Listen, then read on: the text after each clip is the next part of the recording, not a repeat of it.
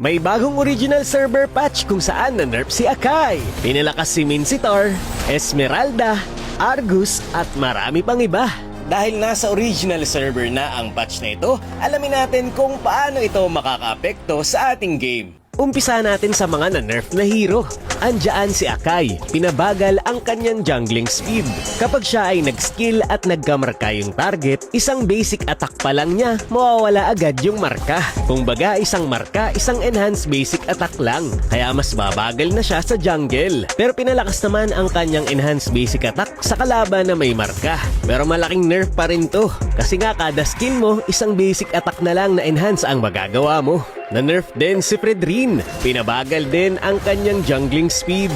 Binawasan ang damage increase ng kanyang skill 1 sa mga jungle monster. Tapos pinababa rin ang kanyang base HP. Kaya mas malambot na siya, lalo na sa early game. Na-nerf din si Baksha. Binawasan ang base damage, pati yung base on HP damage ng kanyang skill 2. Tapos may max damage na ang kanyang skill 2 sa mga jungle monster. So ngayong patch na ito, na-nerf na yung mga meta utility junglers. Balik assassin na ba? Na-nerf din si Sushin. Binawasan ang range ng kanyang skill 2. From 4.5, 4.2 na lamang. Sa mga na-buff na hero naman tayo, una na dyan etong si Nolan. Tuwing may tinatamaan ka ng passive mo, mas malaki na ang energy regen mo. From 20 to 25. Next ay si Esmeralda. Pinalaki ang kanyang base HP at base physical defense. Binawasan din ang cooldown ng kanyang skill 1 at mas pinalaki ang kanyang shield. Dinagdagan din ang slow effect ng kanyang skill 2 from 10%, 20% na. Next natin ay si Mincetar. Binawasan ang cooldown ng kanyang ultimate, 45 seconds na lang at all levels.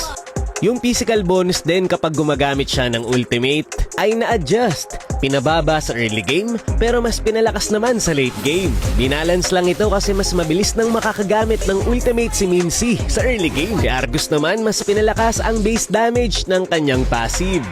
Pati ang regen na makukuha mo dito.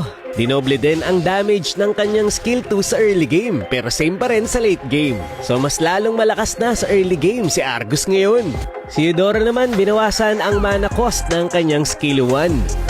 From early to late game kaya mas madalas niya nang may spam ang kanyang skill 1. Next natin ay si Aulus. Tuwing gagamit ka ng phase 1 ng iyong skill 2, magkakaroon ka ng 20% hybrid lifesteal for 2.5 seconds. Mas mataas na ang sustainability ni Aulus. Pero bilang kapalit nito, dinagdagan ang cooldown nito from 5 to 7 seconds para lang mabalance.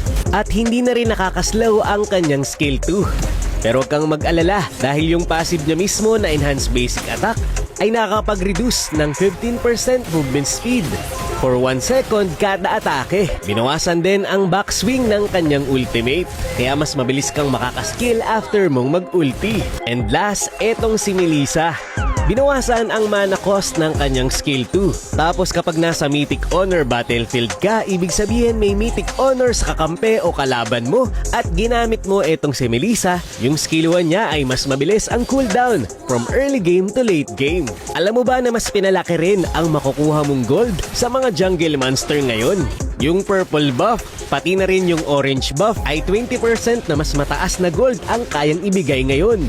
Samantalang yung mga green camps naman, kagaya nitong Horned Lizard, Fire Beetle, at Lava Golem ay 15% ang mas tinaas na gold na naibibigay. Ibig sabihin lang nito mas madali nang makakapag-item ang mga jungler from early game to mid game.